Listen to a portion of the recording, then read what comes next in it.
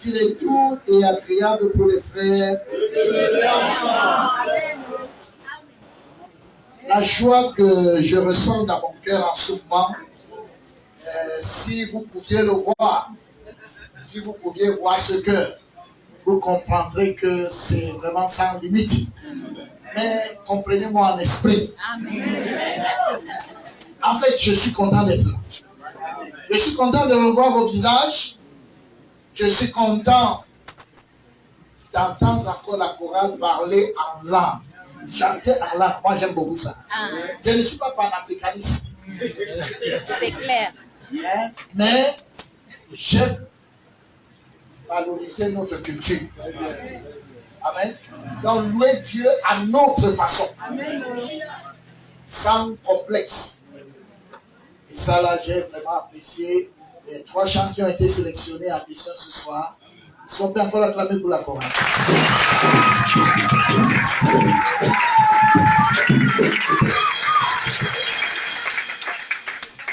Avant que, bon voilà, comme il y a tellement de gens dehors, ceux qui ont des choses là, fermez les couloirs, parce que en fait pendant la prédication on est assis. Donc il n'y a pas si, après si tu vas aller, rassure-toi, si tu vas aller au petit coin, tu mets tout ça plus tard. Alors, avant que je ne prenne la parole ce soir, nous avons quand même notre frère Jessé qui est là. Il va dire quelque chose qu'il dit souvent qu'on voit à la télé. Ah, oui, oui. Il dit quelque chose normalement que je ne l'ai pas. Il peut même parler, je ne peux pas parler. Ils ont pu accueillir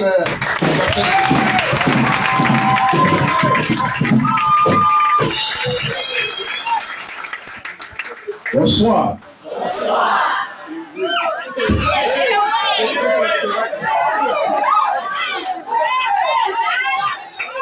Ok, je rends grâce à Dieu qui a permis que je sois là pour cette grande communion. Et c'est confirmé, le ciel va faire du joie à la terre.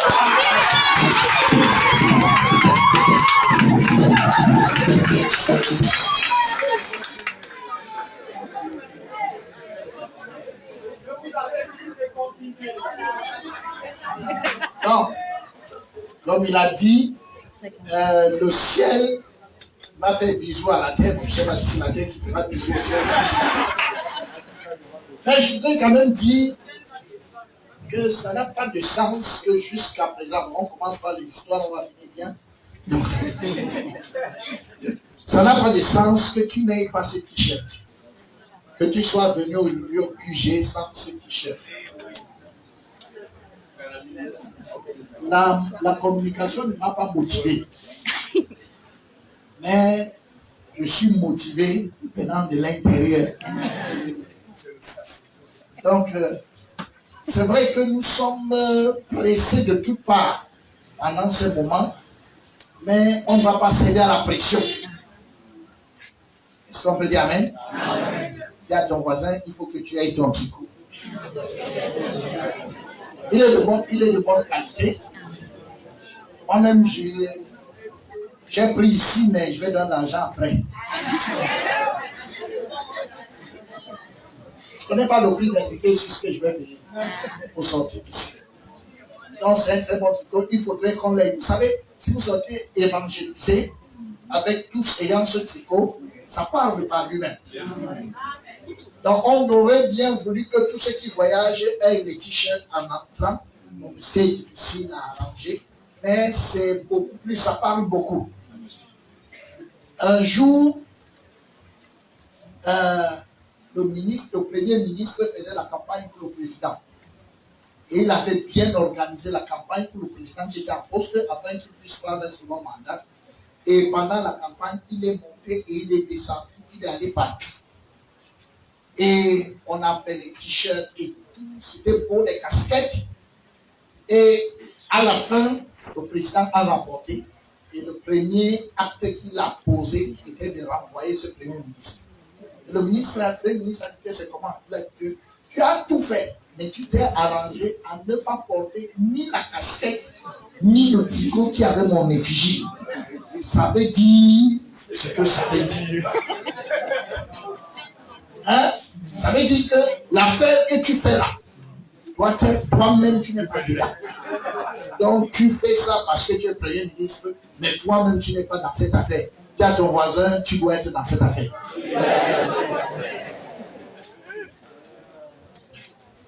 Alors, je voudrais rendre grâce à Dieu pour cette autre convention que nous avons, la troisième, que nous avons ici à Libreville. À rien que voir les couleurs du QG, on peut comprendre ce que ça va faire. Vous savez ce qui est bien avec l'évangile?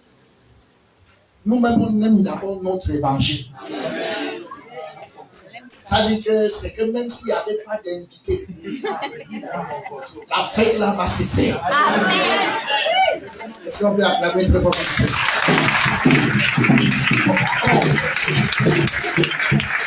C'est d'abord pour nous-mêmes des moments de fête et des moments de réjouissance. Vous pensez que qu'est-ce qui peut bien aujourd'hui, vous voyez deux Mauriciens. Vous prendre le vol à Maurice, sauf Gabon. Le billet d'avion n'est pas moins du million. Mais ils viennent deux. Ça, c'est ce qu'un homme contribue pour venir. Toi, tu n'es pas déplacé. On est venu te trouver ici. Bon, tu as déjà donné 100 000 ou 200 000. Tu estimes que tu as trop fait et qu'on fasse attention de te mettre d'autres fardeaux. Hein, tu menaces du regard. Je vous dis, ceux qui viennent de l'île Maurice, parce qu'il y a un frère, c'est hier qu'il a emprunté pour compléter son billet d'avion, celui qui parle de l'île Maurice. Il m'a appelé, il m'a dit, pasteur, je dois être là. Je lui ai dit que si tu ne peux pas être là, laisse, non. Il dit, je ne peux pas laisser. Bon, je lui ai dit, tu fais comment? Il me dit que je vais emprunter. Donc, il a emprunté 650 € pour compléter son billet d'avion. Et j'ai vu les photos tout à l'heure, ils ont pris le vol. Et ils seront ici, deux Mauriciens. Je voudrais d'abord vous dire que les Mauriciens, en temps normal, quand ils vivent, et ils ne partent dans aucun pays. Parce qu'ils n'ont pas besoin d'aller quelque part. Donc ils sont étonnés. Donc s'ils partent en France, ils ne disent pas. Parce que c'est le seul pays africain où les Français cherchent comment on appelle la nationalité. Les Anglais cherchent la nationalité mauricienne. Donc, pour que des Mauriciens viennent au Gabon, il n'y a que Dieu qui fait une chose au Gabon. Donc, ils ont dépensé près d'1 million, chacun pour son billet d'avion. Ils vont souffrir pour combien de temps après, ça on ne sait pas. Mais ce qui est sûr, c'est que la joie d'être à la convention est prioritaire. Et ils sont en route. Bon, ceux qui viennent du Cameroun, on m'a annoncé qu'il y en a 20 qui prennent le vol demain matin. Donc, le billet d'avion, c'est dans les 272 000. Ça, c'est ce qu'ils payent d'abord pour venir, sans compter tout ce qu'il y a à côté, pour arriver jusqu'ici. Bon, maintenant, toi, tu es sur place. Et tu es même à Libreville. Tu n'as pas voyagé. On vient te trouver. Et tout ça, tu vois comment? Hein? Est-ce que ton cœur est si dur que Dieu ne peut plus te parler?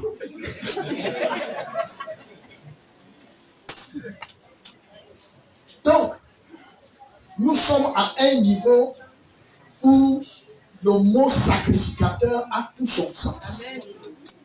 C'est pendant des moments comme ceci. Les frères qui viennent de Corée, leur billet d'avion, c'est environ 1,2 million. Et ils font environ 18 heures de vol. Là, ils sont là.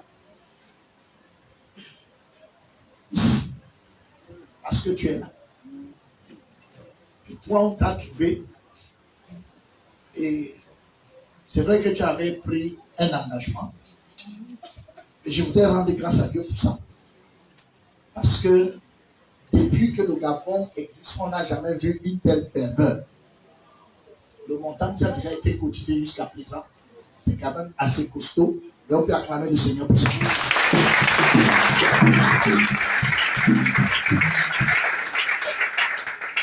Mais le souci, c'est que Dieu dit que lorsque un homme veut construire une maison, il s'assied d'abord. Il commence par construire, il s'assied. Il voit le montant qu'il a. S'il va parvenir à construire jusqu'au bout. Parce que si tu construis et tu ne tôles pas, il valait mieux ne pas commencer à construire. Donc là où nous sommes, on a déjà fait trop de sacrifices au Gabon. Mais si le sacrifice de la fin n'est pas là, et qu'on sorte du Gabon avec un goût amer, à quoi auraient servi tous les sacrifices d'avant? C'est pour ça que je voudrais nous encourager. Nous sommes des sacrificateurs. La convention va se faire. Ce sera douloureux, mais elle va se faire. Amen. Amen. C'est le moment, vous savez, quand il arrive que ton enfant est près de la mort, tu es capable de vendre ton véhicule. Il y a des gens qui sont assis, je ne vais pas citer les noms. Dans les morgues là-bas, ils ont donné leur voiture. Ils ont donné l'argent, ils ont vendu des choses pour aller donner dans les morgues ou en terre. Ainsi, nous sommes là pour le salut des âmes. Une convention comme celle-ci, cela exige de nous des sacrifices. Et si le Seigneur a permis que ça se passe, ça va se passer. Dis à ton voisin, ça va se passer. Donc, il vaut mieux que tu t'y mettes. À moins que, nous allons voir ça tout à l'heure, avant que le Seigneur ne prenne des mesures draconiennes à notre endroit. Mais nous bénissons le Seigneur. Le ciel va faire bisous à la terre. Ça, c'est confirmé. Est-ce qu'on peut dire ensemble, c'est confirmé? C'est confirmé. Ça n'a rien à faire. Ça va se faire. Est-ce qu'on peut dire amen? Amen. Alors, je vous transmets ici les salutations de l'Afrique, de toutes les églises d'Afrique, et en principe, celle du Cameroun, et plus particulièrement celle du Cameroun d'où je viens. Elle vous salue beaucoup dans le Seigneur. Amen. Amen. Et ils sont tous, mes frères et sœurs, heureux et heureuses de pouvoir participer à cette convention. N'eût été les formalités, c'est-à-dire les passeports, plusieurs seront là. Mais parce que vous savez, le Gabon, pour aller au Cameroun, vous n'avez pas besoin de passeport. Mais pour partir du Cameroun pour le Gabon, pour le passeport. C'est vrai que depuis, j'ai réfléchi pour comprendre quels sont les mécanismes qu'on a mis en place chez nous. Jusque-là, je ne me l'explique pas encore. Hein? Pour que les Gabonais, c'est pour venir au Cameroun, ils n'ont pas besoin de passeport. Mais pour partir du Cameroun, pour le Gabon, il faut le passeport. J'ai réfléchi. J'espère que je pourrai trouver. Alors, bien-aimés dans le Seigneur, nous allons partager une portion des Écritures pour essayer de nous encourager. C'est vrai que j'ai dit à mon pasteur Thierry, il y a Jessé qui est là. Pourquoi est-ce qu'il faut à tout prix que moi je prêche? Alors que Jessé est là, il pouvait faire l'affaire. Il m'a dit qu'il faut que je prêche. Amen. Donc comme il a dit que je prêche, je vais prêcher. Notre Dieu et notre Père, nous te disons merci. Merci Seigneur parce que pour nous c'est un privilège réel d'être enfant de Dieu. Tu nous as aimés longtemps avant la fondation du monde. Nous n'en étions pas conscients pendant un bon bout. Mais au temps convenable, tu nous l'as fait savoir en écoutant ta parole, Moïse et les prophètes. Nous sommes parvenus à ce salut merveilleux. Seigneur, tu nous as arrachés de l'enfer pour nous faire asseoir avec les grands. Seigneur, nous en sommes infiniment reconnaissants. Et c'est par rapport à cette reconnaissance qu'aujourd'hui, nous organisons cette convention dans le but de voir plusieurs de nos frères être sauvés. Oui, ils doivent être sauvés parce qu'il n'y a pas de partage d'héritage sans le dernier sauvé. Et c'est lui que nous cherchons parce que chacun de nous fait sa part. Père éternel, Dieu Tout-Puissant, permets donc que pendant ce moment que ton esprit nous aide afin que nous puissions trouver ces derniers sauvés en ce lieu. Et si telle est ta volonté. Et Seigneur, ce soir, nous allons partager ta parole afin que cette parole soit pour nous un sujet d'encouragement, qu'elle travaille dans nos cœurs et nous donne la force d'avancer. Pour ceux qui sont découragés, pour ceux qui ne comprennent plus rien, mais qu'en elle, on puisse trouver le réconfort. Père éternel, Dieu Tout-Puissant, merci pour ces moments précieux de communion. Merci pour les frères et sœurs qui ont presté ici tout à l'heure dans le cadre des chants. Merci pour le modérateur et merci pour ce que nous avons appris comme nouvelle de la communication. Et merci Seigneur pour ce moment que nous allons partager ensemble. C'est dans le nom précieux de Jésus-Christ que j'ai prié. Amen. Amen. Bonsoir une fois de plus. Bonsoir. Salut ton voisin de papa. Tu dis c'est le pasteur Boba qui te salue. Ça fait pas la salutation ne fait pas le bruit. Si j'attrape celui qui bavarde, on double sa contribution pour la convention. Alors, bien-aimés dans le Seigneur, depuis un moment, nous partageons sur né pour rendre culte et non né pour venir au culte. Nous ne faisons pas partie des gens qui viennent juste au culte, mais nous sommes nés pour rendre culte. En fait, j'aurais dû continuer directement l'enseignement si j'étais sûr que tout le monde va dans les réseaux sociaux. Mais comme je sais que c'est généralement pour t'endormir le soir que tu mets un enseignement,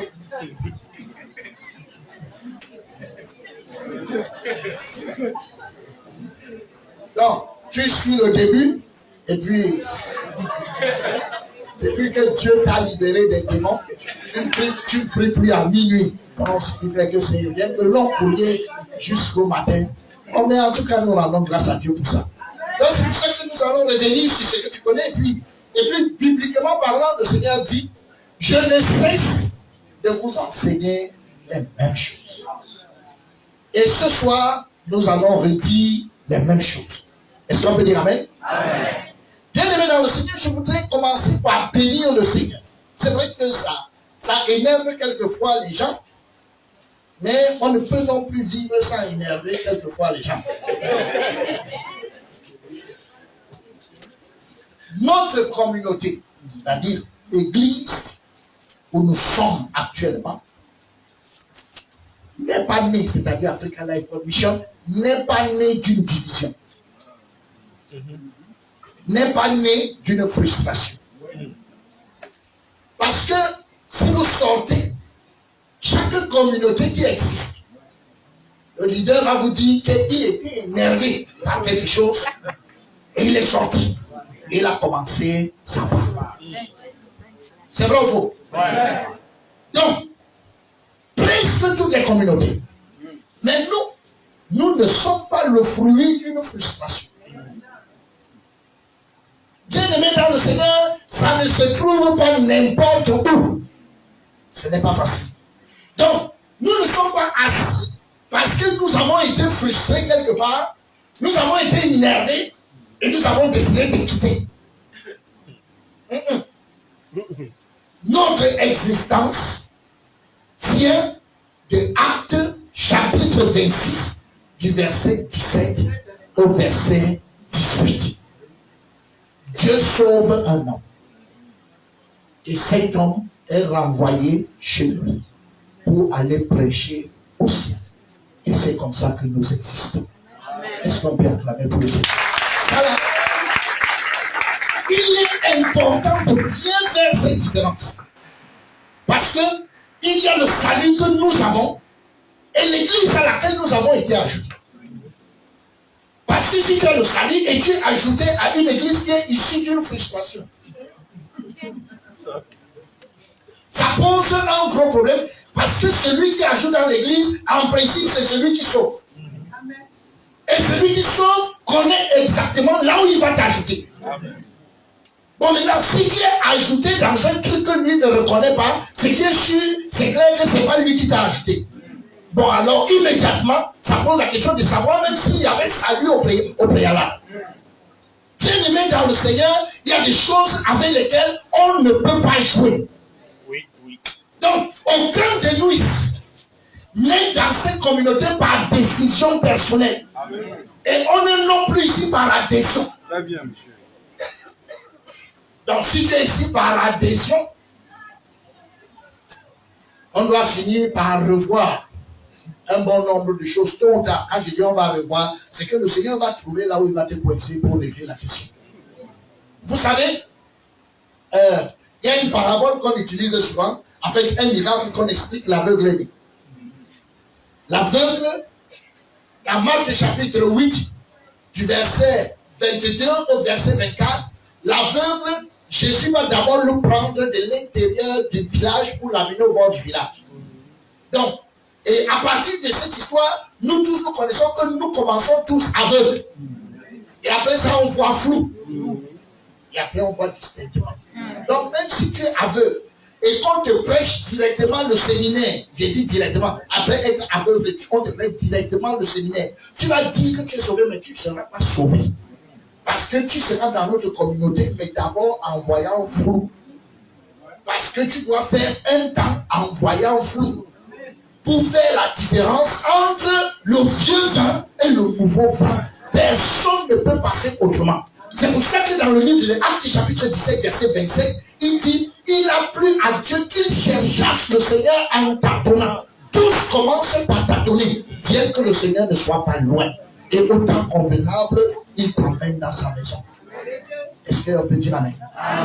Donc, bien aimé dans le Seigneur, je le redis et j'insiste là-dessus. Donc, nous ne sommes pas une communauté née d'une frustration. Donc, nous avons été énervés et nous sommes partis d'une autre communauté. Et depuis là, on ne fait que vivre en fonction de la communauté où nous sommes quittés. Non. Personne de nous ici ne fait jamais mention à là où il est parti. Il fait seulement qu'il était aveugle, mais maintenant, il voit. Est-ce qu'on peut acclamer très fort?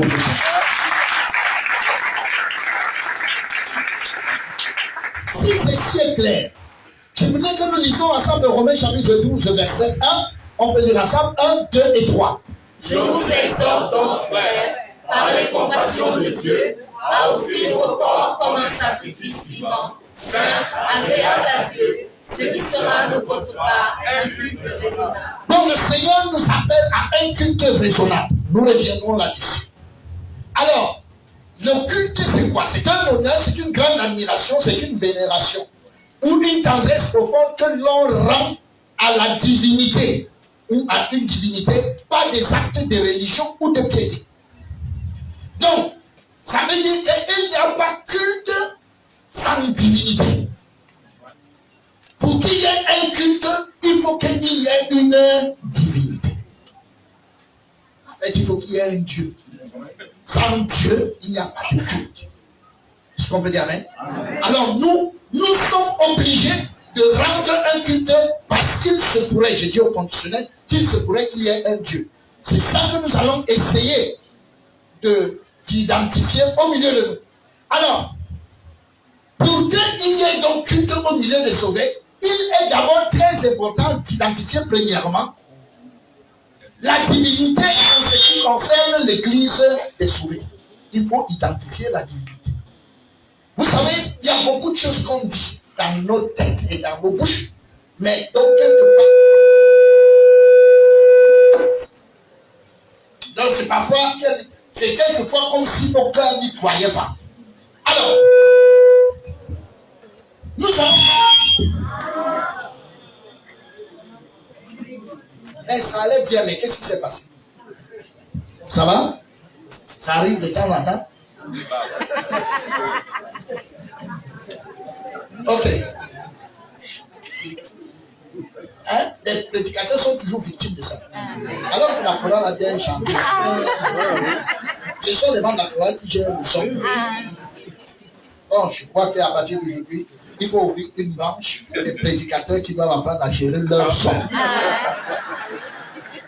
Alors, parlons-en de l'église. Luc chapitre 9, verset 55. Est-ce qu'on peut lire ensemble 1, 2 et 3? Pendant qu'ils étaient en chemin, un homme lui dit, Seigneur, je te suivrai partout où tu iras. Jésus répondit, les renards ont des tanières et les oiseaux du ciel ont des nids. Mais le Fils de l'homme n'a pas un lieu où il puisse reposer sa tête.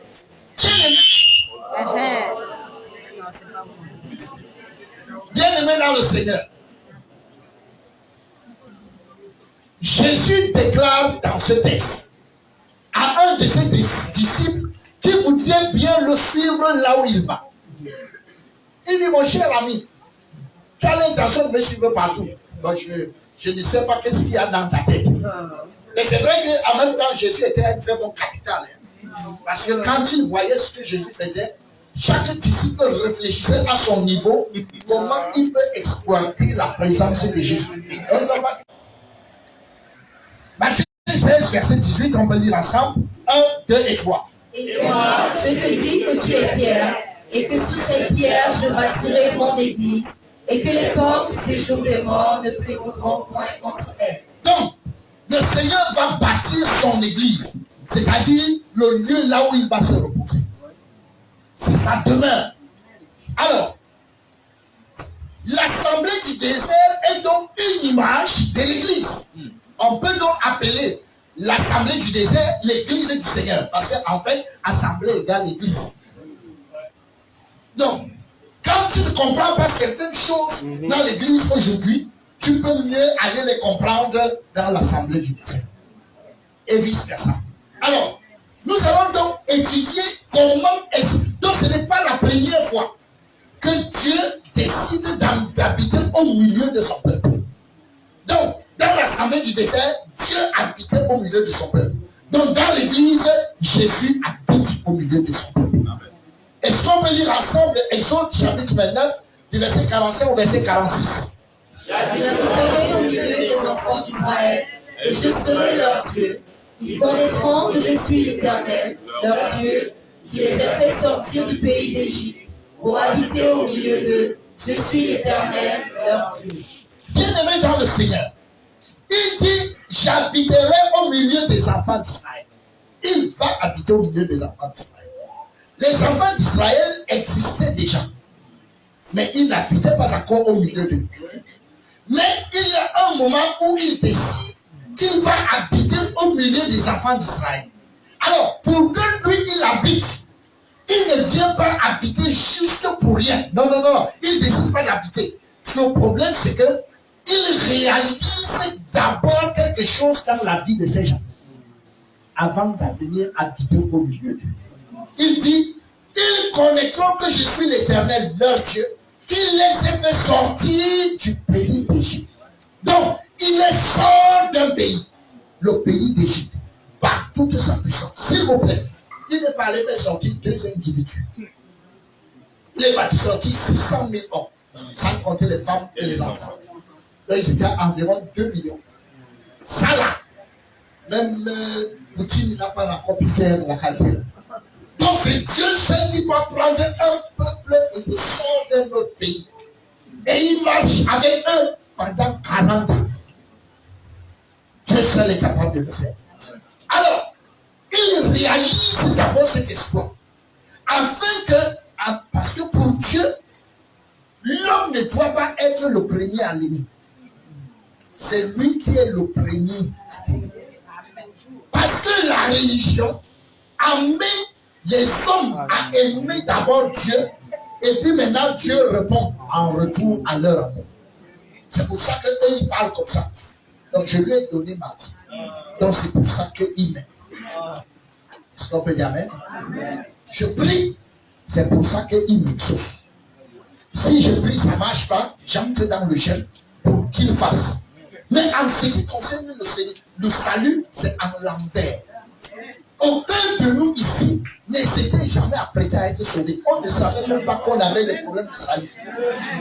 Donc, nous étions tranquilles. Ça dit que, même pas avec la majorité, tous les gens qu'on a invités au séminaire, ils sont venus étant énervés. Donc, il fallait que Dieu prépare l'homme qui va venir te casser les béquilles. Amen. Que cet homme te travaille pour te sortir de la maison et venir. Et tu as le désir de venir à cause du harcèlement. Je dis, je fais à cette affaire pour que ce temps cesse. Quand tu es même venu à ce séminaire, tu t'es même levé à plusieurs reprises. Tu voulais rentrer. Il y a un monsieur une fois à un séminaire au Cameroun. Il est venu au séminaire. Donc, le gars qui l'a amené est sorti du marché Mokolo avec lui et est venu le déposer au séminaire. Il avait quelques courses à faire, il a déposé son invité, il est reparti à Mokolo, au marché Mokolo. Donc, après 2 heures de temps, son invité a repris la route pour rentrer. Pendant qu'il traverse Mokolo, il le rencontre encore. Son gars dit que merde, j'étais laissé au séminaire, tu fais quoi ici? Donc, il a repris et il l'a ramené au séminaire. Donc, il a déposé au séminaire, il a continué le séminaire. Après 2 heures de temps encore au séminaire, il a décidé de fuir à la pause. Donc, par la pause, il s'est dit que s'il rentre à Mokolo, il peut encore rencontrer ces garçons. Or, Mokolo et Jean d'Espace sont opposés. Donc, il a pris le chemin opposé pour aller contourner, alors que son gars était à Jean d'Espace, justement aussi pour faire encore une commission. Et il a encore retiré le gars. Il a dit, mais c'était l'histoire du séminaire, tu vas comprendre. Il a repris et il l'a ramené. Et il a fini le séminaire et il a été sauvé.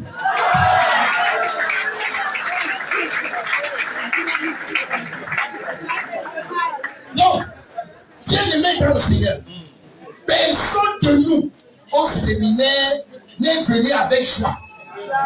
Pourquoi? C'était pour nous montrer que ce n'est pas d'initiative qu'on s'en va au salut. Mais on sait tous honnêtement que c'est Dieu qui vient nous. Ça dit, il vient. Il utilise ceux qui viennent nous faire la casse de béquilles. Il utilise ceux qui nous invitent au séminaire. Il nous arrête même les habits pour qu'on ne se lève pas de la salle parce qu'on a envie de partir. Jusqu'à quand il nous sauve, nous avons de passer par les événements. Et on ne peut que rendre grâce à Dieu. Donc, c'est pour ça qu'il dit, il nous a aimé le premier. Est-ce qu'on peut dire amen? Donc, Dieu aime toujours le premier. Si c'est toi qui as fait le pas le premier, c'est que sûr, ce n'est pas vers Dieu que tu es parti. Si tu as fait le pas le premier, ce n'est pas vers Dieu. Dis ça qu'on va faire.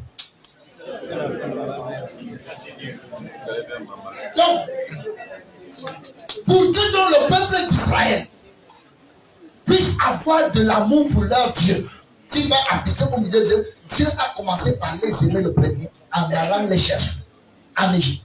Et 2 choses vont se produire. Première des choses, l'agneau immolé lors de la Pâque. Et deuxième des choses, la traversée de la mer Rouge. Est-ce qu'on peut dire amen? Les 2 choses aussi se produisent pour l'Église. Pourquoi? Nous avons le Seigneur Jésus qui est immolé, qui meurt à la croix pour notre salut. Et maintenant, nous avons le baptême dans l'Esprit de Dieu. Ça, ce sont des choses qui nous introduisent dans l'Église. C'est comme ça que l'Assemblée du désert, ceux de l'Assemblée du désert avaient été introduits dans l'Église du désert. Est-ce qu'on peut dire amen? Alors, le Seigneur dit donc, j'habiterai au milieu des enfants d'Israël. Lévitique 26, verset 12. Est-ce qu'on peut dire ensemble? 1, 2, 3. Je marcherai au milieu de vous. Je serai votre Dieu et vous serez mon peuple. Donc je marcherai au milieu de vous. Je veux qu'on soit, quand on lit les Écritures, qu'on les comprenne à merveille. Dieu n'a pas demandé, s'il vous plaît mes enfants, est-ce que vous permettez que je marche au milieu de vous? Non. C'est son peuple. C'est son peuple qu'il s'est acquis.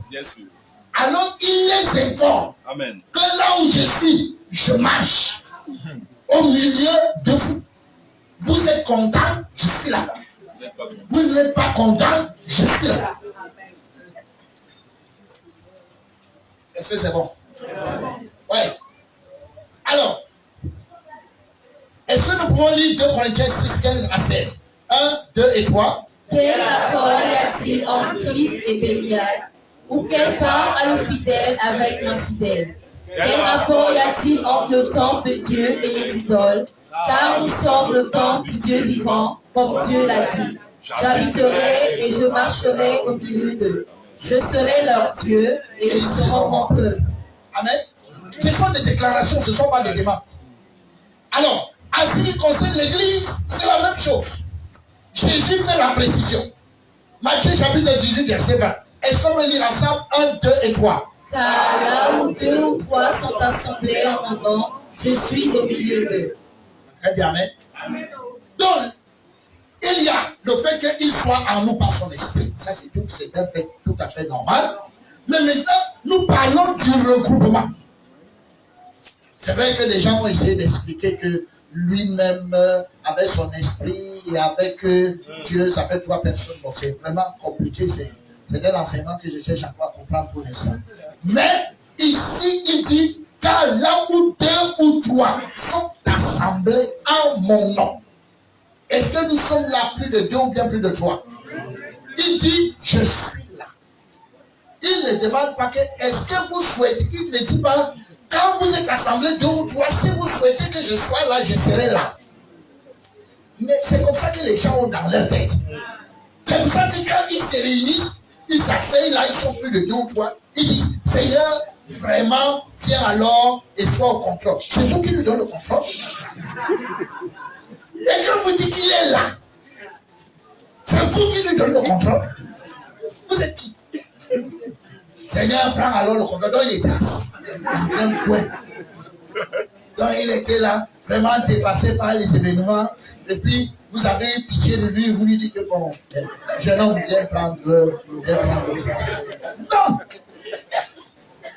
Il est en face. C'est pour ça que je vous ai dit, on dit des choses, mais à un moment donné, ça nous échappe à cause de la force de la religion.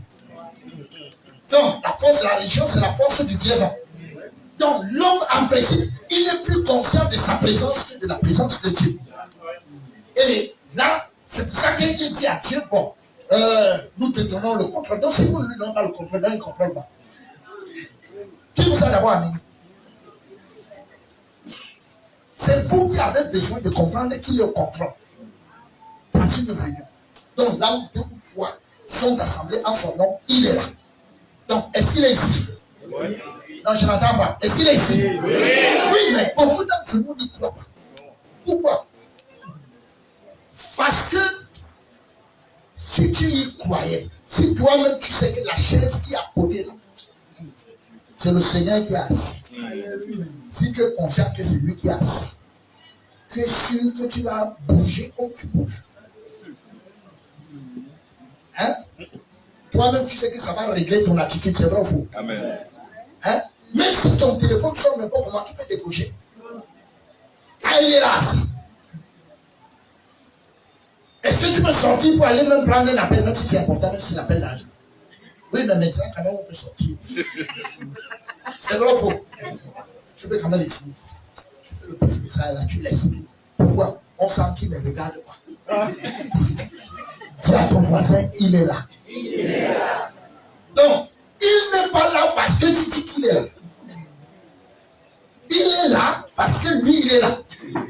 Et c'est toi qui dois tout faire pour savoir qu'il est là. Et c'est pour ça que nous prêchons régulièrement afin que tu saches qu'il est là.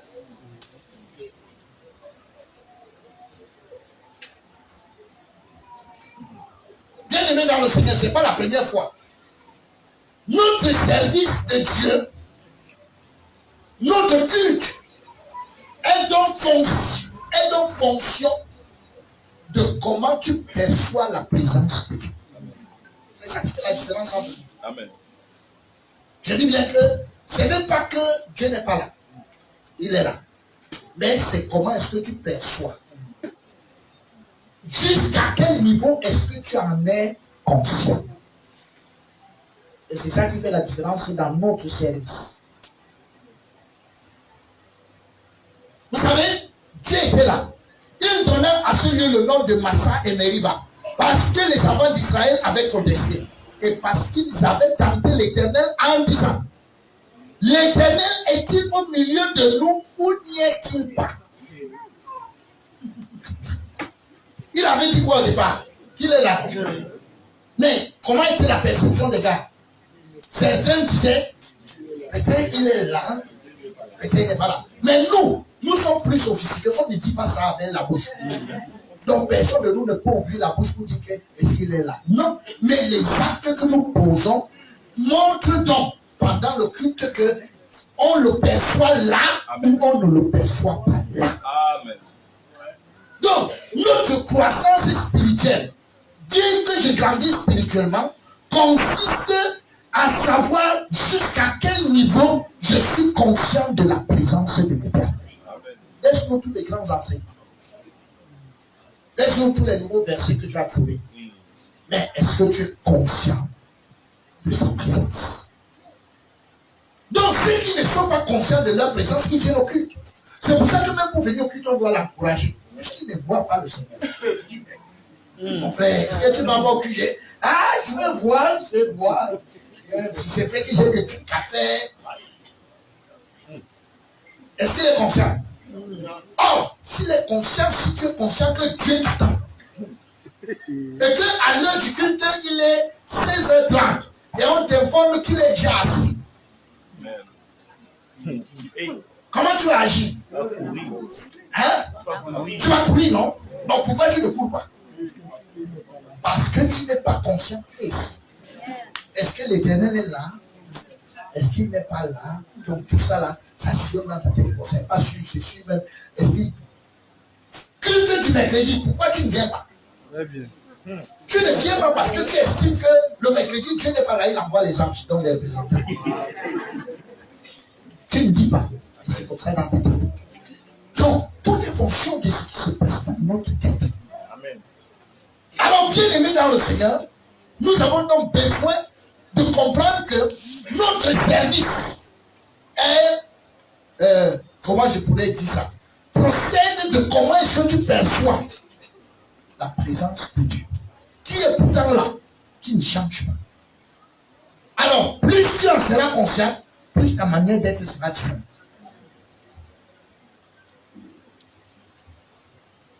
Deuxièmement, pour que ce soit clair, notre service, je vous l'ai dit, on identifie d'abord la divinité. Mais maintenant, la deuxième des choses, il faut qu'on soit conscient de ce que cette divinité a fait pour nous. Nous ne sommes pas les faux chrétiens qui commencent avec quelque chose pour la divinité. Dans les villages, quand vous lisez les contes, il y avait des divinités dans plusieurs villages. Mais ce sont les hommes qui commencent par sacrifier des individus afin que cette divinité leur permette d'avoir de bonnes récoltes. C'est vrai ou faux? Le même principe a été transporté aujourd'hui dans plusieurs églises qui existent dehors. Donc les églises sont là. Donc tout le message c'est fais quelque chose pour Dieu pour qu'il fasse. Fais-lui ça pour qu'il fasse. Fais ça pour qu'il fasse. Fais ça pour qu'il fasse. Mais, bien aimé dans le Seigneur, pour nous qui sommes le peuple de Dieu, pour qu'il y ait un culte qui soit rendu à ce Dieu, tu identifies la divinité et il faut que ce qu'il a fait pour toi soit clair. Quelqu'un dit amen? Amen. Ce qu'il a fait pour toi doit être clair. Je m'explique.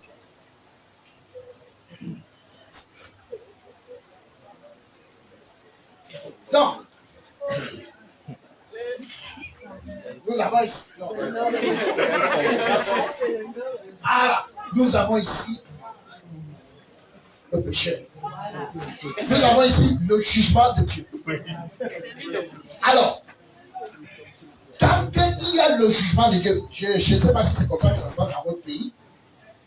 Si aujourd'hui on te porte plainte et tu passes à la barre, et là-bas tu te rends compte que le juge là, tu le connais. Et tu connais même là où se trouve sa maison. Donc il ouvre les débats, on parlemente un peu et il renvoie l'affaire dans 2 mois.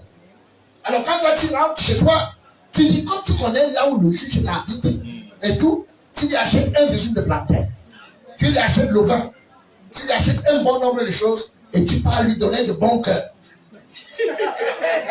Est-ce que tu peux dire à moi de bon cœur? Quand toi tu parles lui donner, lui il appelle ça quoi? Je n'entends pas. Mais est-ce que toi tu as dit que tu viens le corrompre? Non. Bon, pourquoi c'est appelé la corruption? C'est appelé la corruption pourquoi? Non, c'est parce que tu es en un procès et il doit te juger. Donc, tant que le procès n'est pas terminé, tous les actes de bonté que tu fais sont perçus comme étant de la corruption.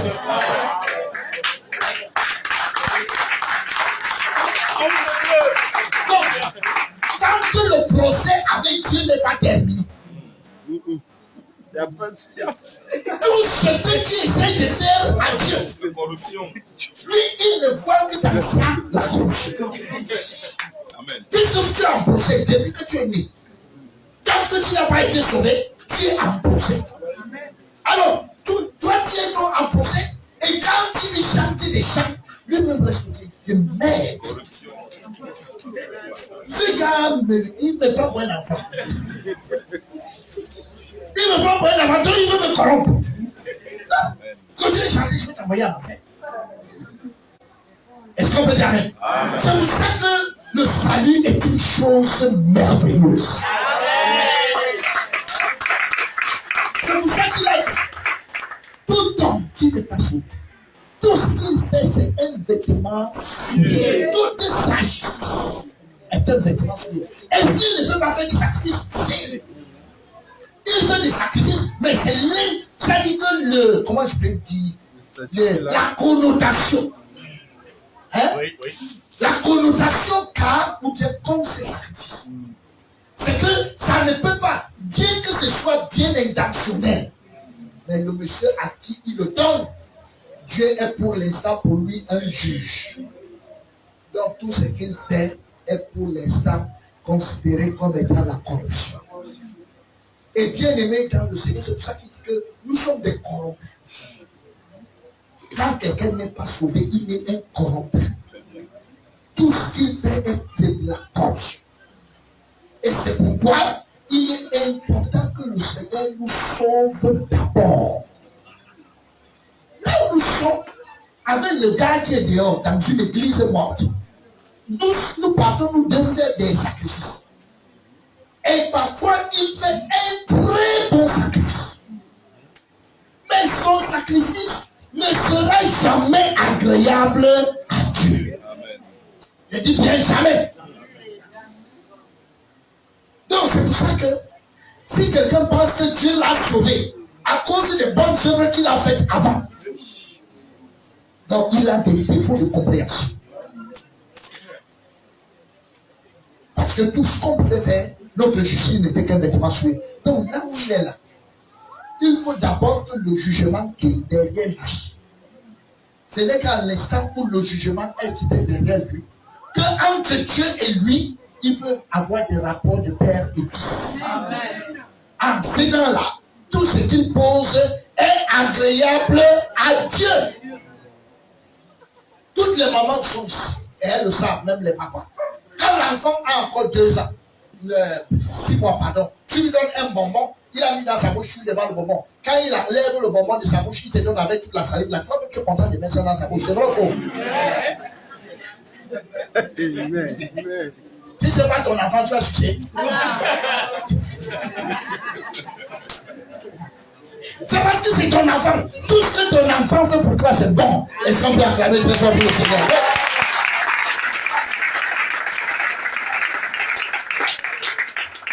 Donc, si tu mets dans le Seigneur, c'est pour ça que il faut qu'on identifie clairement qu'est-ce que le Seigneur a fait pour nous. Je veux qu'on lise ce texte qui est très important. Jésus a fait encore. Non, je n'entends pas. Jésus a fait encore, en présence de ses disciples, beaucoup d'autres miracles qui ne sont pas écrits dans ce livre. Mais ces choses ont été écrites afin que vous croyiez que Jésus est le Christ, le Fils de Dieu, et qu'en croyant, vous ayez la vie en son nom. Bien aimé dans le Seigneur, la Bible est remplie de choses qui sont écrites. Mais elle nous précise que Jésus a encore fait d'autres choses qui ne sont pas écrites. Ça c'est clair. Mais il a dit que ce qui est écrit est suffisant pour notre foi. Bon, c'est vrai que beaucoup de gens n'ont même pas fini avec ce qui est écrit. Ils sont partis pour aller s'occuper de ce qui n'est pas écrit. Bon, depuis qu'ils sont partis, ils se sont perdus dans ce qui n'est pas écrit. Il n'y a même plus moyen de les rattraper pour les ramener à ce qui est écrit. Mais toi, demeure dans ce qui est écrit. Donc, nous demeurons dans ce qui est écrit. Alors, en ce qui concerne l'œuvre de Christ, je voudrais que ensemble nous lisons Genèse chapitre 3, verset 20. 1, 2 et 3. Adam donna à sa femme le nom d'Ève, car elle a été la mère de tous les vivants. Au départ, Dieu ne connaît qu'un peuple. Tous les vivants. Là, il les appelle tous les vivants.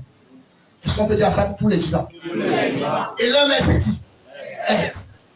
Est-ce qu'on peut dire amen?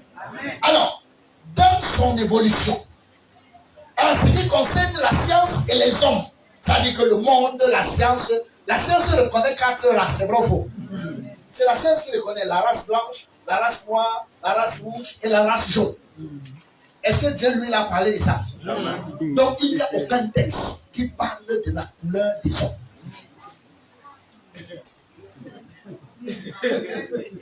Est-ce qu'on se retrouve? Donc je vous ai dit, il n'y a aucun texte. Ça c'est la science qui parle des couleurs des hommes. Mais Dieu lui ne parle pas des couleurs des hommes, il parle des peuples. Alors, pendant que la science reconnaît 4 races, en même temps Dieu plus tard va reconnaître 2 peuples. Il reconnaît les non-juifs et les juifs. C'est tout. C'est vrai ou faux? Il reconnaît ceux qui sont juifs et le reste, ce sont les non-juifs. Donc, quand il parle dans tous ces textes, il parle des juifs et des non-juifs, des juifs et des nations. Ou bien il les appelle le reste des nations. Ou bien il les appelle les païens. Donc, les juifs et les païens, ça, c'est lui connaît 2. Mais la science reconnaît 4 races. Bon, c'est vrai que nous les sauveurs, on reconnaît la 5e race. C'est tout à fait normal. Alors, quand il reconnaît les 2 peuples, voici comment il s'exprime. Acte chapitre 20, du verset 20 au verset 21. Vous savez que je n'ai rien caché de ce qui vous a été ici, et que je n'ai pas craint de vous prêcher et de vous enseigner publiquement et dans les maisons, annonçant aux Juifs et aux Grecs la repentance envers Dieu et la foi en notre Seigneur Jésus-Christ. Il parle de combien de peuples? 2. Les Juifs et les Grecs. Il leur annonce la repentance envers Dieu et la foi en notre Seigneur Jésus-Christ. Alors, plus tard, Dieu crée un 3e peuple tiré des 2 premiers. C'est vrai ou faux? Donc, le 3e peuple qu'il crée, ce peuple s'appelle l'Église. Et il est tiré des 2 premiers peuples qui existent. Donc, ceux qui vont appartenir à l'Église, c'est ceux qui sont juifs et ceux qui sont non-juifs. Si tu en fais partie, acclame donc.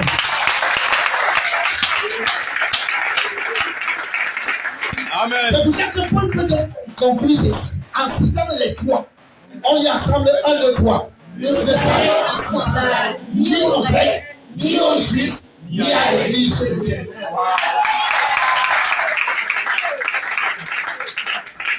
Donc là, ce sont les 3 textes. Lui, dans tout ceci, il ne pose pas un problème de couleur de ces gens. Alors, ces 3 peuples vus de l'extérieur seraient difficiles à séparer. C'est pour ça que quand Dieu, lui, il décide donc, et nous pouvons bénir le Seigneur à cause de ces textes. On lit seulement ce qui est en rouge. 1, 2 et 3. L'Éternel ne considère pas ce que l'homme considère. L'homme regarde à ce qui frappe les yeux, mais l'Éternel regarde au cœur. Donc lui, il regarde par l'extérieur. Donc lui, il regarde par la couleur. Il regarde au cœur. Est-ce qu'on peut dire amen? Alors, c'est pourquoi Dieu traite avec les âmes. Lui, il parle des âmes. Est-ce qu'on peut lire Ézéchiel chapitre 18, verset 4. 1, 2 et 3. Voici, toutes les âmes sont à moi. L'âme du Fils comme l'âme du Père. L'une et l'autre sont à moi. L'âme qui pêche, c'est celle qui mourra. Donc Dieu est le seul qui soit capable de distinguer l'âme du Fils et l'âme du Père. Parce que vous savez bien que l'âme a un logement. Donc l'âme se retrouve où? L'âme se retrouve dans le sang. Est-ce qu'on peut dire ensemble Lévitique 17, verset 11? Car l'âme de la chair est dans le sang. Je vous l'ai donné sur l'autel, afin qu'il servit d'expiation pour vos âmes. Car c'est par l'âme que le sang fait l'expiation. Oui, monsieur. Donc, Dieu travaille avec les âmes. Et là où nous sommes, il n'y a aucun individu, aucun homme sur la terre, si on met le sang du bouc et on met le sang d'un homme, il ne peut pas faire la différence. Amen. Il ne saura pas comment identifier. Parce que sinon, Jacob aurait pu identifier la Bible qu'on a affrontée ayant trempé dans le sang du bouc. Oui, oui. Il aurait pu identifier que ça c'est le sang du bouc. Donc, il n'y a que Dieu. Quand il regarde le sang, Oui. ce n'est pas la couleur rouge qu'il regarde. C'est l'âme qui est pour le sang. Amen. Et c'est pour ça que nous pouvons on peut verser tous les sangs là par terre. Lui seul peut dire, celui-ci, ça, c'est pire. Ça, c'est elle. Lui seul peut verser. Amen. Est-ce qu'on peut dire amen? Amen. Donc, lui, je ne sais pas qu'est-ce qui est plus grand. Est-ce la couleur ou bien le sang? Parce que tous ces sangs, qui ont toutes les couleurs, n'ont que la même qualité de sang. Et lui, il travaille avec le sang. En fait, les sangs qui sont dans le sang. Alors, il va nous dire une très bonne parole pour notre sang. Ésaïe 55, verset 16. Est-ce qu'on peut lire ensemble 1, 2 et 3? Je ne veux pas contester à toujours, ni garder une éternelle colère, quand devant moi tombent en défaillance les esprits, les âmes que j'ai faites. Donc, il veut sauver les âmes qu'il a faites. Donc, il parle des âmes. Alors, c'est l'homme qui pêche qui mourra. Donc, ce qui fait que, pour le salut des âmes, il utilise aussi une autre âme. Je voudrais préciser ici que les âmes n'ont pas de couleur. Oui. Donc, pour le salut des âmes, il utilise le sang d'une âme. Alors, il va nous dire ceci.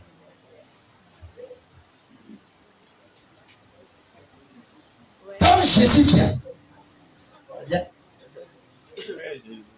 c'est ton tour, Julien. Vous savez, quand on a déjà donné cet exemple plusieurs fois.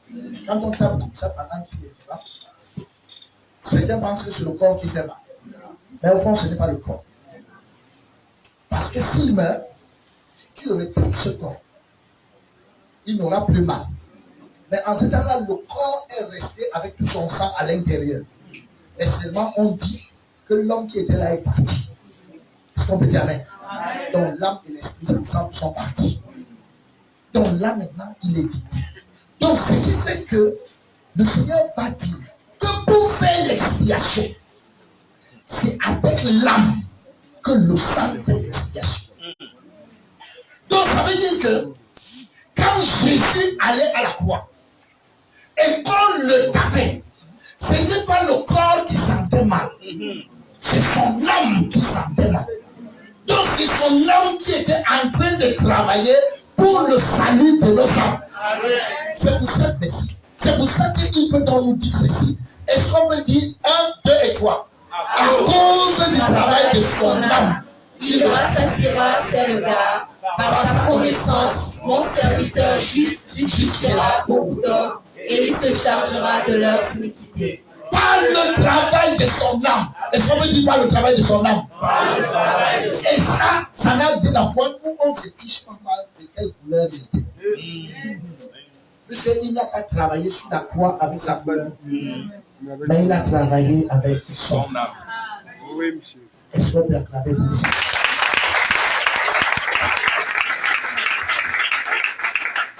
Avec son âme, pour qu'aujourd'hui nous soyons ici. Alors, puisque par le travail de son âme, nous allons obtenir le pardon des péchés, c'est-à-dire une purification totale. Bien aimé dans le Seigneur, nous sommes un peuple différent. Le seul peuple sur la terre qui ne demande pas pardon à Dieu, c'est nous.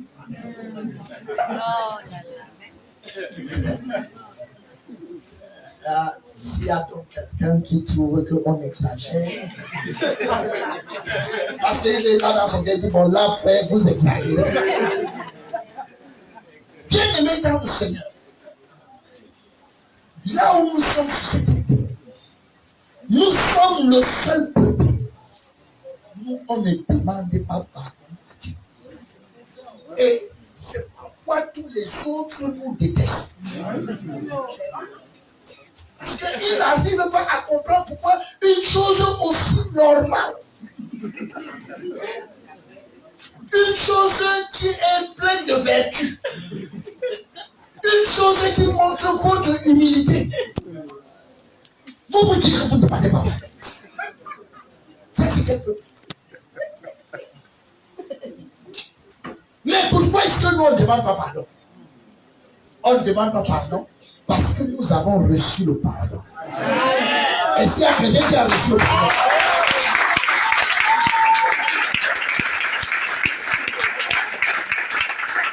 Tu ne peux pas demander ce que tu as déjà. Très bien. Amen. Ceux qui demandent pardon, c'est parce qu'ils ne l'ont pas. Alors ils savent chaque jour pour demander pardon. Mais nous avons reçu le pardon. Là où je suis devant vous, j'ai le pardon de mes péchés passés, j'ai le pardon de mes péchés présents, j'ai le pardon de mes péchés futurs.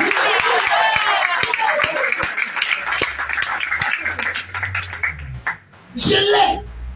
Ah, si tu l'as aussi, est-ce que tu peux acclamer pour le Seigneur?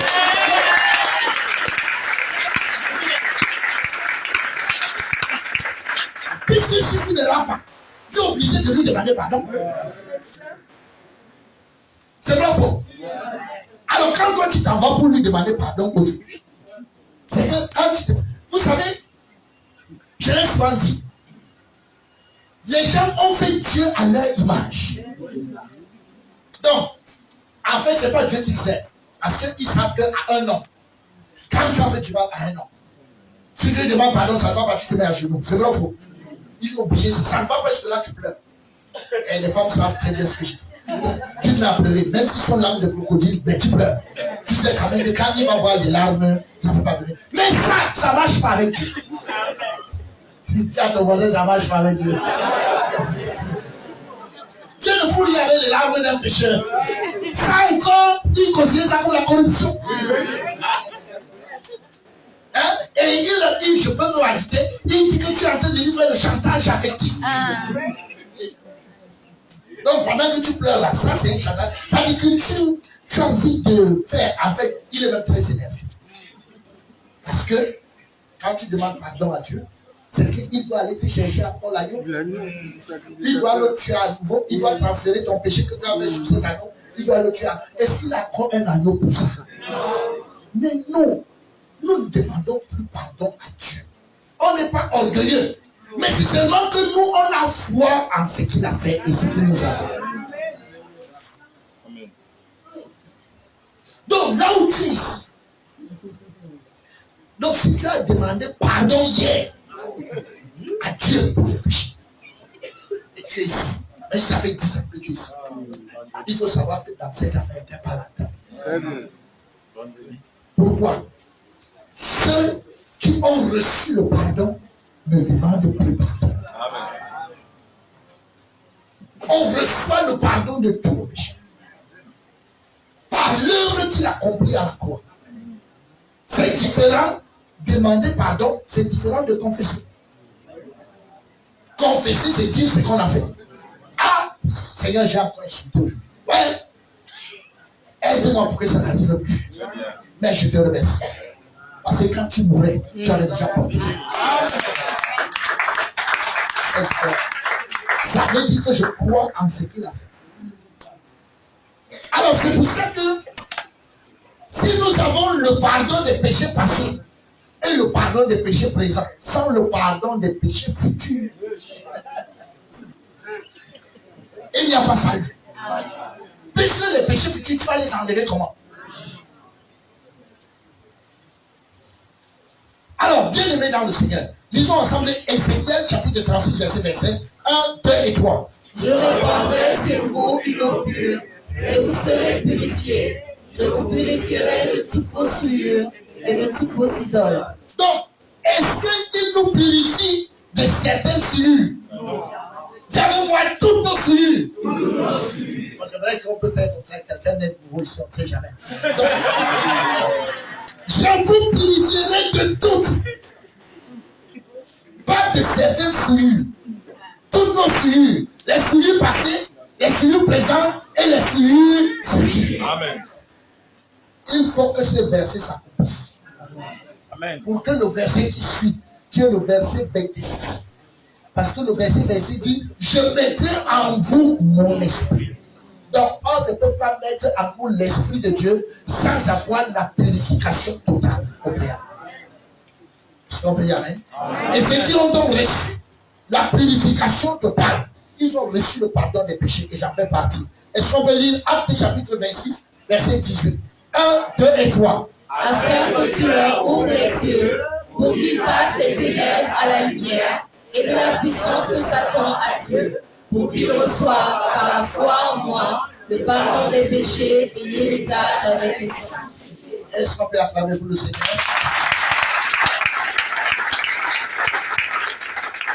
C'est ça notre message. La purification des péchés. On a reçu le pardon des péchés. On ne reçoit pas le pardon des péchés deux fois. On reçoit le pardon des péchés une fois pour toutes. Est-ce qu'on peut dire amen? Alors, si tu as reçu le pardon des péchés, ce n'est pas un acte rémémoratif que tu vas refaire par la suite. Alors, bien aimé dans le Seigneur, nous identifions la divinité du Seigneur et nous identifions ce qu'il a fait pour nous. Et ce qu'il a fait pour nous, c'est qu'il nous a donné le pardon des péchés. Amen. Alors, là, quand ces deux choses sont claires, alors, il est possible pour nous de lui rendre un culte. Amen. Est-ce qu'on peut dire amen? Amen. Alors, c'est pour ça que quand le salut est clair,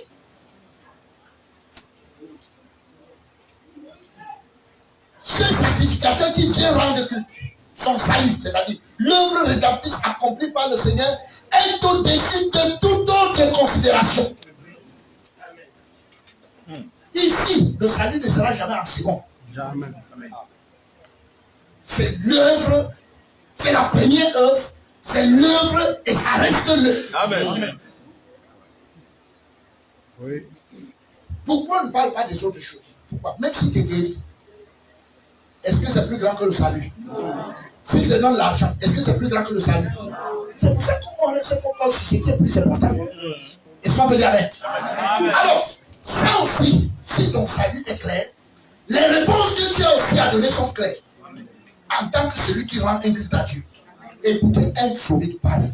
Alors, lisons ensemble Jean chapitre 9, verset 24, verset 25.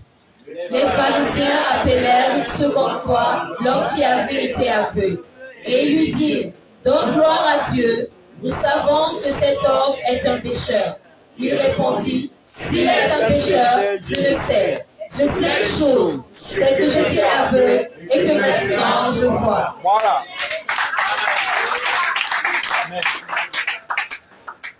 Écoutez un nouveau sauvé. Il vient d'être sauvé.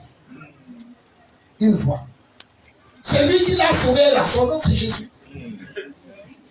Alors, donc il y a toujours trois types d'individus dans l'assemblée. Le vrai sauvé, le faux sauvé et le Seigneur lui-même qui sauve. Alors le Seigneur qui sauve aujourd'hui, sa tête, il est la tête de l'église, c'est vrai ou faux? Et il travaille avec son corps. Son corps c'est qui? C'est l'église. Composé de quoi? Des serments. C'est vrai ou faux? Vous avez déjà vu, est-ce que le sang qui circule à la tête est un sang différent de celui qui circule dans les membres? Non. Alors si le sang qui est sur la tête est pur, le sang qui est dans les membres c'est comment? Donc si nous sommes les membres du corps du Seigneur, ça veut dire que si la tête est pure, nous aussi nous sommes purs. Si ça vous arrange et si ça vous arrange comme ça. Mais nous sommes le corps du Seigneur. Donc la tête n'a pas son sang et le reste du corps son sang.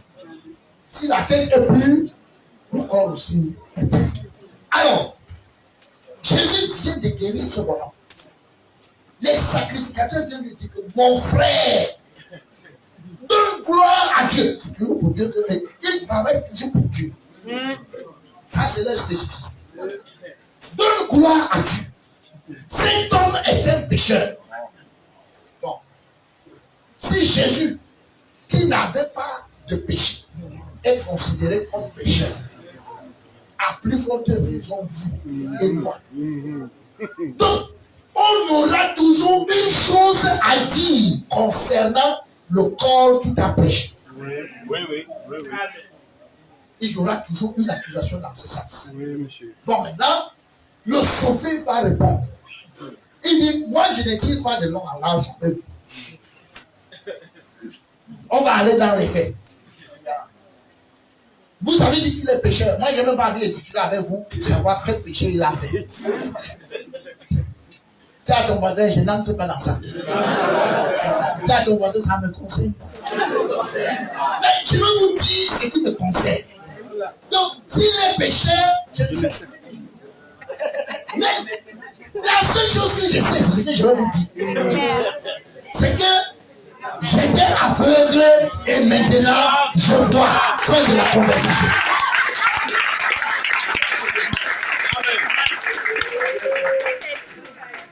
Combien de jours dans le Seigneur? Il vient d'être guéri, c'est l'homme. Hein? Après qu'il est guéri. Mais la guérison était très claire pour lui. Et la guérison était au-dessus de toutes les autres interprétations ou autres discours. Bien aimé dans le Seigneur. Donc la question qu'on doit se poser, est-ce que je suis sauvé?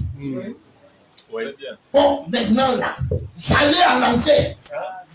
Mais là, je suis sauvé. Bon, vous venez dire que l'homme qu'on a utilisé pour me sauver, vous dites qu'il a fait quoi? Il a péché. D'accord, bon, vraiment, mes chers amis, c'est vrai qu'il a péché ou il n'a pas péché, ça là, je ne sais pas. Et je n'ai pas envie de savoir. Les choses qui me concernent, c'est que moi, ce que je sais, et c'est ce que moi je pense. J'étais aveugle, mais maintenant, je vois. Sois bien avec mon nom.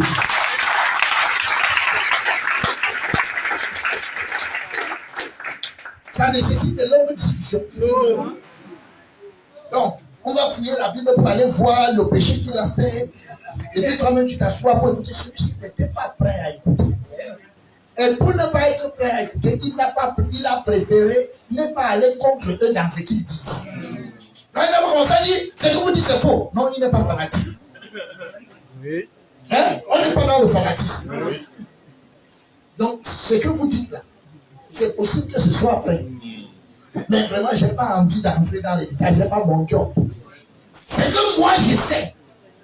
C'est que j'étais pécheur allant en affaire. Personne n'a eu pitié de moi. Dieu aurait pu utiliser toutes les autres personnes. Amen. Mais peut-être c'est mon malheur, il l'a utilisé. Ce qui est sûr, c'est que moi je suis sauvé. Est-ce qu'on me dit amen? Permettez-moi de vous poser une question. Vous tombez dans l'eau et vous êtes en train de vous noyer. Et c'est un bandit qui vous sauve. Donc il vous porte quand vous avez déjà bien bu de l'eau et vous amène à l'extérieur. Quand il vous amène à l'extérieur et vous le prenez vie, ce bandit, il sera bandit pour tous les autres de la vie. Mais pour vous, quel est le nom que vous lui donnez? C'est votre sauveur. Est-ce qu'on peut parler de ça?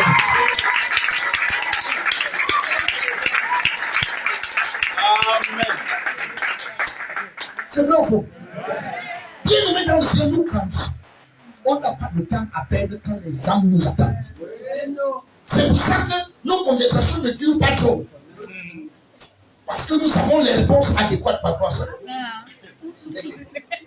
Bon, voilà. Donc, c'est pour ça donc que celui qui est sauvé a les réponses claires.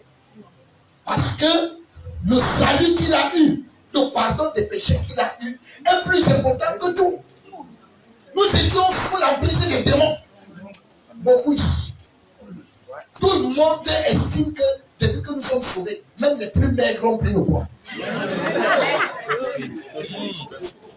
C'est pas parce qu'on mange mieux. nos problèmes n'ont pas changé.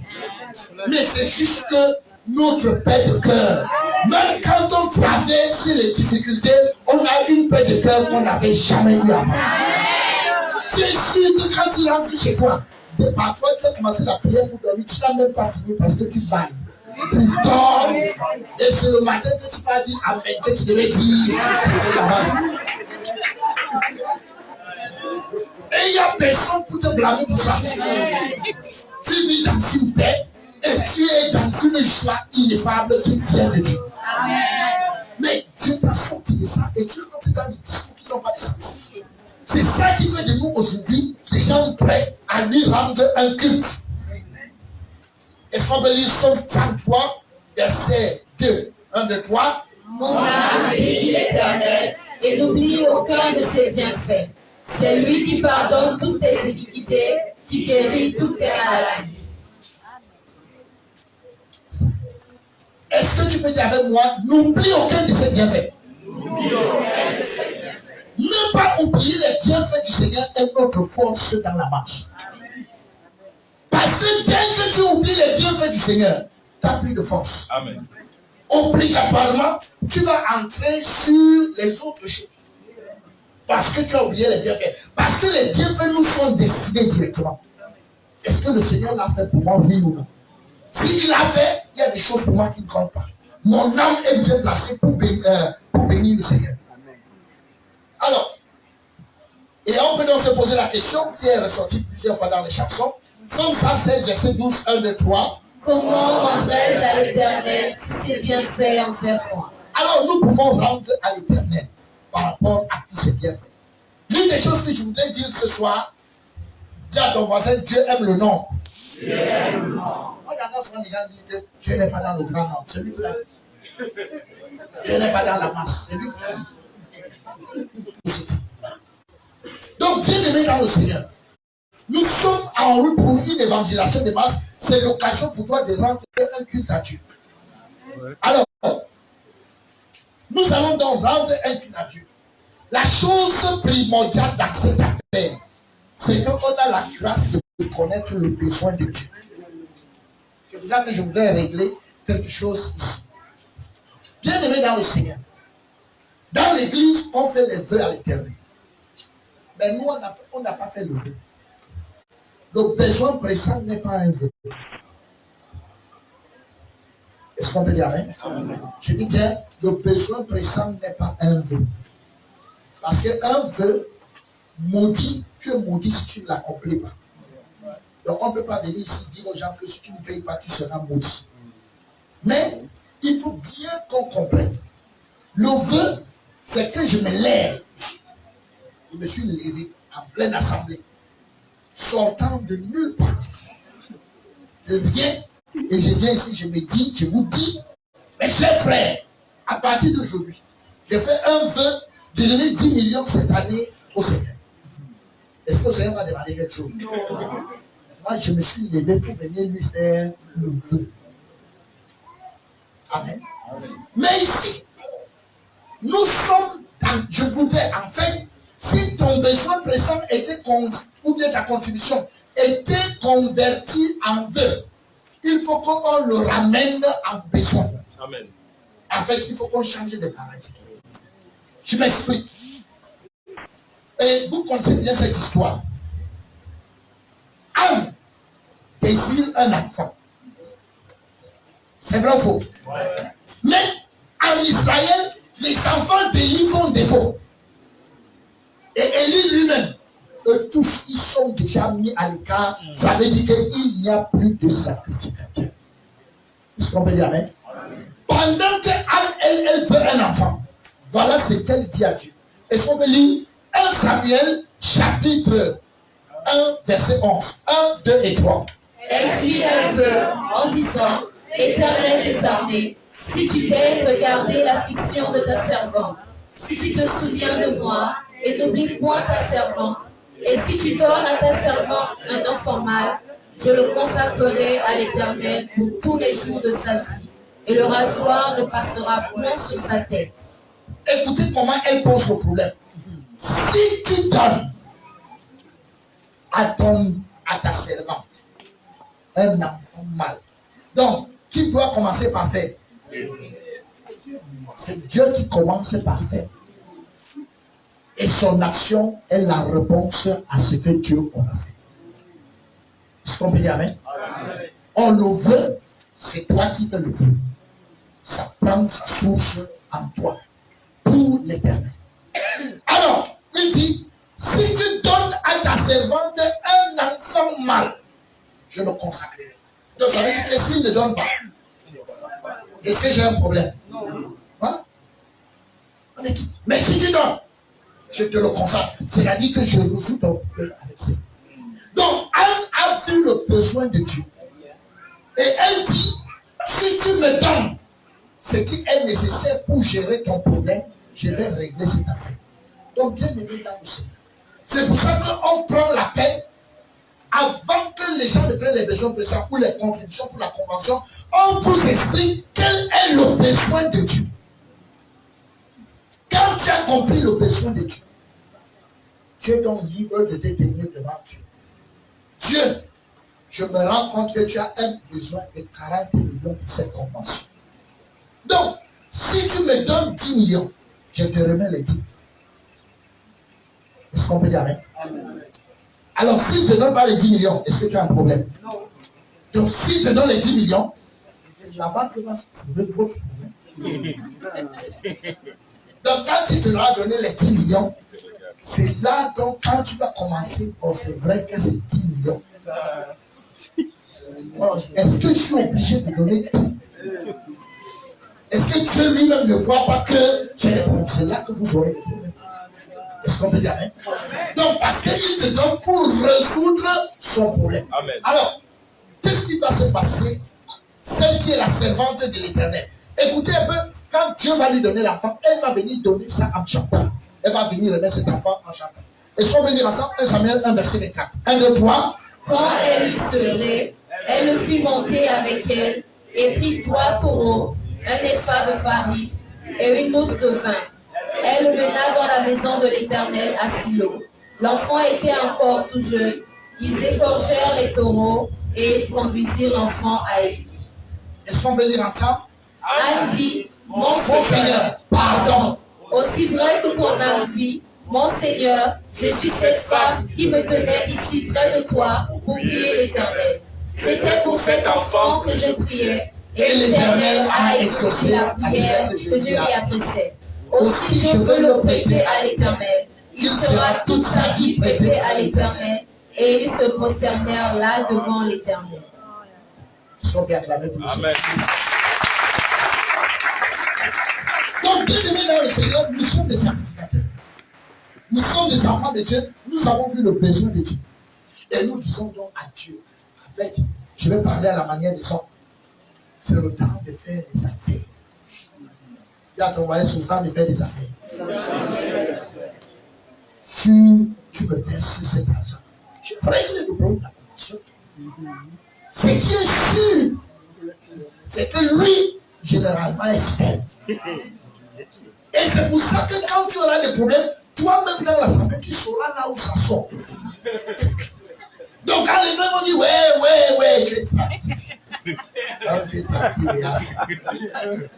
on vient de bouffer ton argent dans une affaire compliquée, tu peux même pas raconter l'histoire là. Parce que tout le monde sait que tu n'as pas d'argent. Donc tu as bouffé ça là, tu es là. Tu es là tranquille, quand on vient, tu dis, c'est Dieu est grand frère, le gars là, il va. Amen.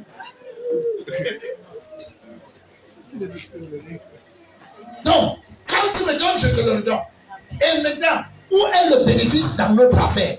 1 Samuel 2, verset 20. On lit ensemble, 1, 2, 3. Et bénit Elkanah et sa femme en disant que l'Éternel te fasse avoir les enfants de cette femme pour remplacer celui qu'elle a prêté à l'Éternel. Et ils s'en retournèrent chez eux. Bien aimé dans le Seigneur, le service des finances et les pasteurs sont appelés à prier pour les frères quand ils viennent déposer leurs besoins pressants.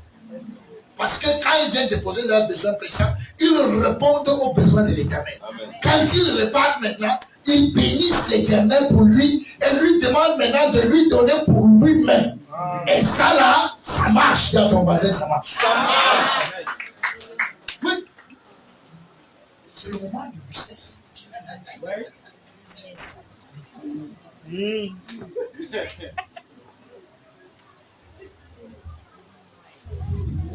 Lorsque l'Éternel y visitait Anne, disons 21, 1, 2 et 3. Lorsque l'Éternel eut visité Anne, elle devint enceinte et elle enfanta 3 fils et 2 filles. Et le jeune Samuel grandissait auprès de l'Éternel.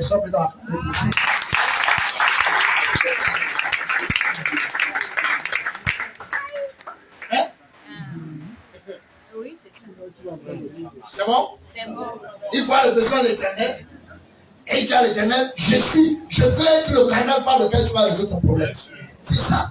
Quand on dit convention, c'est que je veux être je veux que je sois le canal par lequel tu vas faire cette convention. Il faut les gens pour dormir, je veux être le canal. Il faut ceci, je veux être le canal. Quand vous avez fini, quand tu as fini de traiter le business de Dieu, toi-même tu vas en fait, tu sais que ça là, ça compte double, lui-même se souviendra de toi. Est-ce qu'on peut dire Amen? Amen. Alors, on va finir ce soir. Le sacrificateur qui vient rendre culte reçoit la parole prêchée par les hommes comme venant de Dieu et non des hommes. Et si on veut lire 1 Timothée chapitre 2 verset 13. 1 Thessaloniciens, pardon. On lit ensemble 1, 2 et 3. C'est pourquoi nous rendons continuellement grâce à Dieu de ce qu'en recevant la parole de Dieu, que nous vous avons fait entendre, vous l'avez reçue, non comme la parole des hommes, mais ainsi qu'elle est véritablement comme la parole de Dieu qui agit en vous qui croyez. Quels sont ceux qui prêchent? Les hommes. Alors, bien aimé dans le Seigneur, celui qui rend un culte à Dieu, quand il arrive à l'assemblée, il ne choisit pas les prédicateurs. Il n'est pas là ce soir parce qu'on a annoncé que le pasteur Boba sera là. Lui, il est toujours là au QG. C'est vrai ou faux? Acclamons d'un très beau but.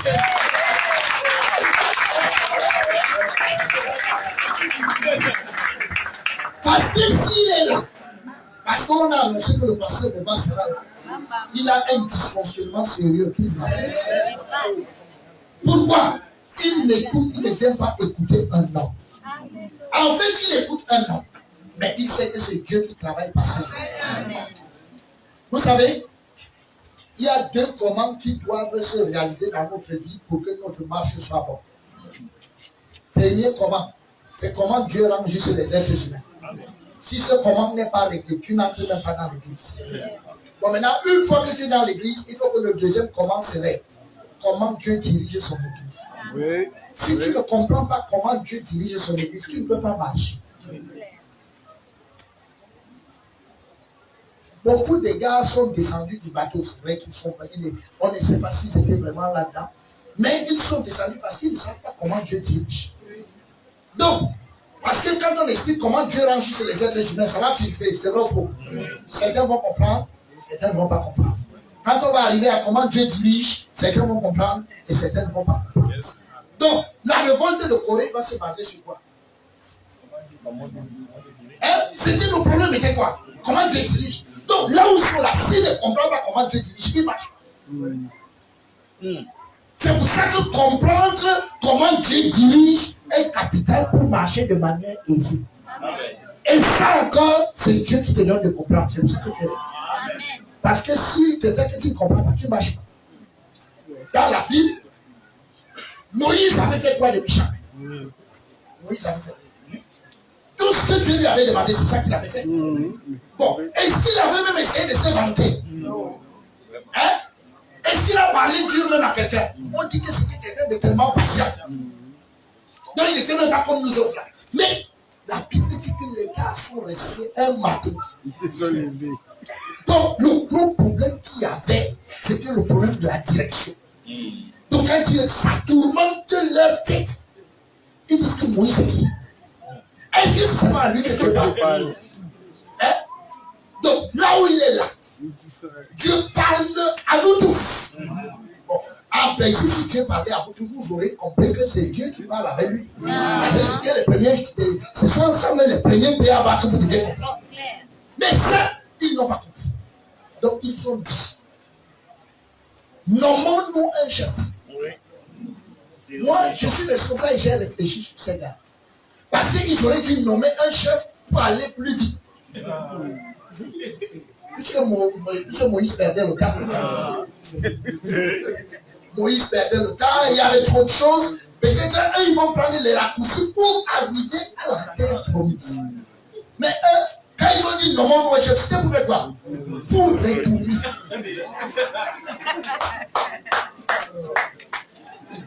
Est-ce que quelqu'un peut acclamer Dieu pour le Seigneur? Donc, Moïse était le chef qui avait été donné par Dieu. Et ils vont se nommer le chef qui a été nommé par eux-mêmes. Ils vont se nommer un chef pour eux-mêmes. Donc là où tu es, tu seras toujours sous un chef. Amen. Oui, monsieur. Soit le chef que Dieu t'a donné, soit le chef que tu t'es donné. Le chef que Dieu t'a donné, c'est pour aller là où Dieu avait décidé que tu vas aller. Le chef que tu te nommes, c'est pour aller contre le chemin que Dieu livre. Ça, dis à ton voisin, ce sont des principes. Oui. Pourquoi? Même là où nous sommes sauvés, si quelqu'un a été au milieu de nous et qu'il sort, vous allez vous rendre compte que le premier temps, il fait un peu comme il faisait. Mais très rapidement, il doit corriger les choses. Pourquoi il doit corriger? Parce que s'il fait les mêmes choses, on va lui demander que si ce sont les mêmes choses, pourquoi tu as ressorti? Très bien. C'est vrai ou faux? Conclusion, il faut à tout prix qu'il prenne un virage. Et le virage là, ce n'est plus pour aller dans la même direction. Donc il prend un virage et petit à petit, il tourne. On ne sait pas qui tourne là tout de suite. Hein. Avec Satan, on tourne doucement.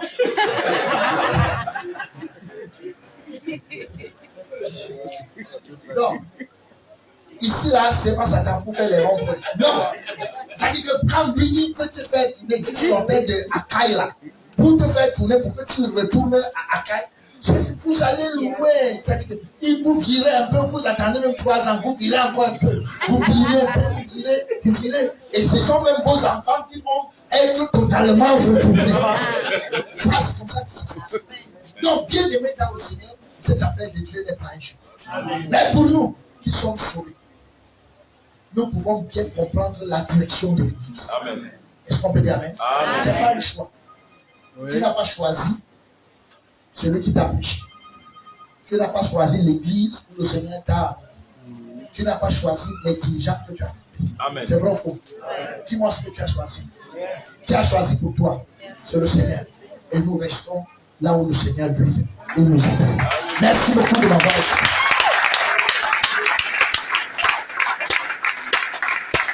Seigneur notre Dieu et notre Père, nous te disons merci pour ce après-midi. Merci pour ta parole qui nous encourage et qui nous fortifie. Merci Seigneur parce que tu vas continuer de nous soutenir pendant ces moments. Merci parce que ta grâce va nous accompagner de manière ferme. Nous te disons vraiment merci pour tout le travail que tu fais au milieu de nous. C'est dans le nom précieux de Jésus-Christ que j'ai prié. Amen. Merci beaucoup.